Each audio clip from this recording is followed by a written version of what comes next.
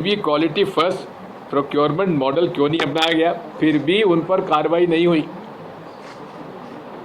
नकली दवाई बनाओ, लोगों को मारो और हमें चंदा दो। भाजपा का ये कार्य करने का तरीका है। भारतीय जनता पार्टी की फार्मा फंडिंग के कारण नियामक संस्थाओं को अपना कार्य नहीं करने दिया जा रहा है। जो नियामक संस्थाएं हैं, जिनके बारे में स्वास्थ्य केंद्र मंत्री और मुख्यमंत्री, राज्यों के मुख्यमंत्री, वो बैठक ले रहे हैं कि नहीं ले रहे हैं? ले रहे हैं तो कब बैठक हुई, उसमें क्या निर्णय हुआ, बताएं। WHO के अनुमान के अनुसार 10 से 25% दवाएं स्पूरियस, फेक या नॉट ऑफ स्टैंडर्ड क्वालिटी होने से सरकारी कोष को सालाना 52,000 करोड़ रुपए का नुकसान क्या नहीं हो रहा है? एंटी माइक्रोबियल रेजिस्टेंस से 49,000 अतिरिक्त मौतें हो रही हैं। फिर भी निरीक्षकों की संख्या WHO मानक से 70% कम क्यों है? सरकार एक दशक से भी पर्याप्त निरीक्षक की भर्ती क्यों नहीं कर रही है? मध्य प्रदेश में एक भी टेस्टिंग लैब नहीं है। सब टेस्टिंग प्राइवेट लैब में हो रहा है। ये क्या कारण है? क्या उसमें आवश्यकता नहीं थी? अब हमारा मुख्य सचिव से ही सवाल है। राज्य मुख्य सचिव राज्य स्थायी समिति के स्वास्थ्य समिति की गवर्निंग बॉडी के अध्यक्ष हैं। उन्होंने active pharmaceutical ingredient testing method of analysis और गुड मैन्युफैक्चरिंग प्रैक्टिसेस चेक करने का क्यों अंदर नजरअंदाज किया? क्या उनकी जवाबदारी तय नहीं होती है? कंट्रोलर एंड ऑडिटर जनरल 2023 ने मध्य प्रदेश पब्लिक हेल्थ सर्विसेज कॉरपोरेशन पर देरी और अतिरिक्त खर्चे का आरोप लगाया था। फिर भी मुख्य सचिव जी ने इस पर कोई कार्रवाई की कि नहीं की? ये सवाल तथ्यों पर आधारित है। तमिलनाडु ड्रग्स कंट्रोल डिपार्टमेंट की रिपोर्ट 3 अक्टूबर, केंद्रीय औषधि मानक नियंत्रण control circular 4 October, autopsy report government medical college Nagpur और नियंत्रक एवं महालेखा परीक्षक ऑडिट से साबित होता है कि किस तरह जहरीली सिरप का व्यवसाय कमीशन खोरी के कारण चलता रहा। अब अमूमन तौर पर ये निर्देश हैं हर ड्रग इंस्पेक्टर को फार्मास्यूटिकल कंपनी के बनाई हुई दवा के हर बैच के एक टेस्ट सैंपल कराना चाहिए। क्या टेस्ट सैंपलिंग हो रही है? अगर हुई है तो कब कब हुई है, कितनी हुई है, कितनी प्रतिशत हुई, उसकी जानकारी होना चाहिए।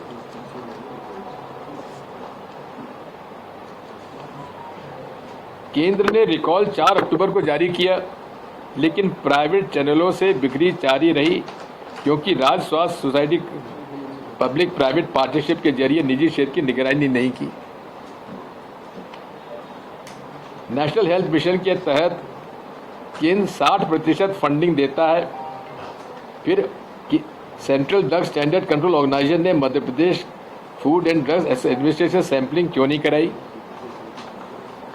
पोस्ट खाली पड़ी हुई है। जो है उनका आप जान रहे हो, महीना बना हुआ है, महीना वसूली चला हुआ है। जन विश्वास अधिनियम आपकी सरकार का है, जो नकली दवाएं बनाने और बेचने वाले की सजा को कमजोर करता है। मध्य Pradesh food and drugs administration ने 6 अक्टूबर को 3 अधिकारियों को सस्पेंड किया,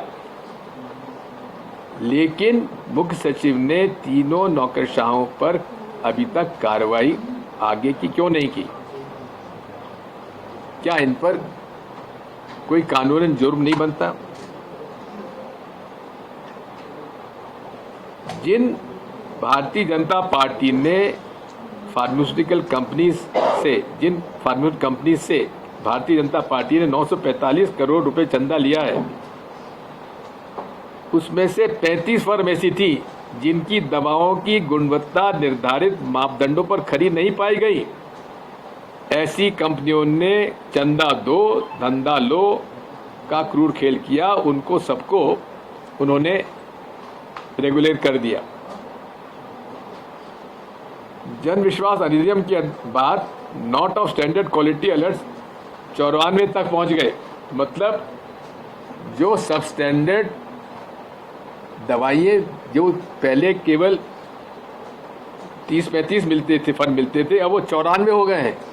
यानी कि खूब सब स्टैंडर्ड दवाइयाँ बनाओ, कोई तुम्हें नहीं पूछेगा, तुम्हें कोई जेल नहीं भेजेगा।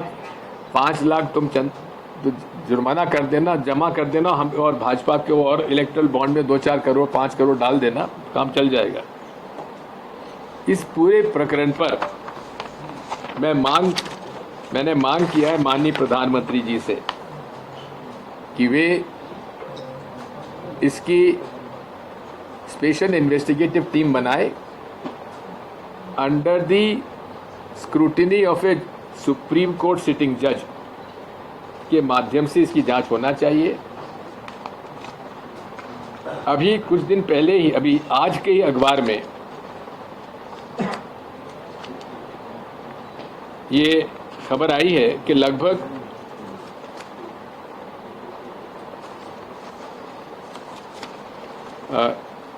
देश में 112 दवाइयों के सैंपल फेल हुए हैं।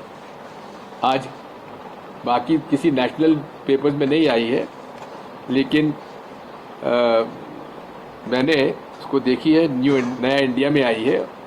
और मैं रोज़ देखता हूँ जो चैनल उसके अंतर्गत ये आई थी, तो मैंने उसको निकाल लिया था। कहने का मतलब ये है कि जो सीरियसनेस होना चाहिए केंद्र सरकार के स्वास्थ्य विभाग में और जो सीरियसनेस होना चाहिए राज्य सरकार में, वो नज़र अभी भी नहीं हो रही है। अब एक और उदाहरण है कार्बाइड गन। अब कार्बाइड गन का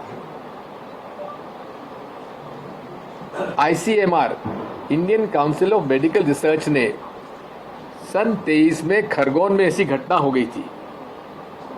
उसके बाद भी मध्य प्रदेश सरकार ने उसको संज्ञान में नहीं लिया। ICMR के क्लियर कट डायरेक्शंस के बाद भी कार्बाइड गन पर क्यों रोक नहीं लगाई गई, जिसकी वजह से सैकड़ों हमारे बच्चों की आंखें चली रही।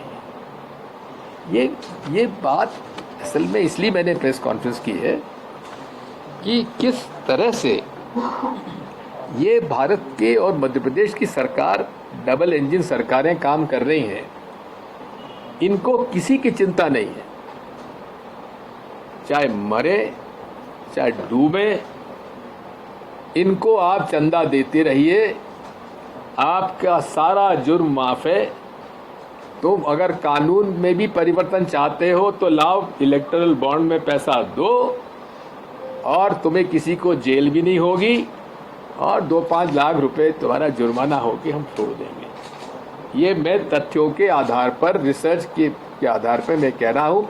और मैं भाई हमारे पुत्र समान राजेंद्र दुबे को मैं धन्यवाद दूंगा, जिन्होंने रिसर्च कर मुझे तथ्य दिए जो मैं आपके सामने प्रस्तुत कर रहा हूँ। प्रधानमंत्री जी को मैंने जो आज पत्र लिखा है, मैंने अपने सोशल मीडिया पर और मेरी वेबसाइट पर डाल दिया है, आप उसको एक्सेस कर सकते हैं। धन्यवाद।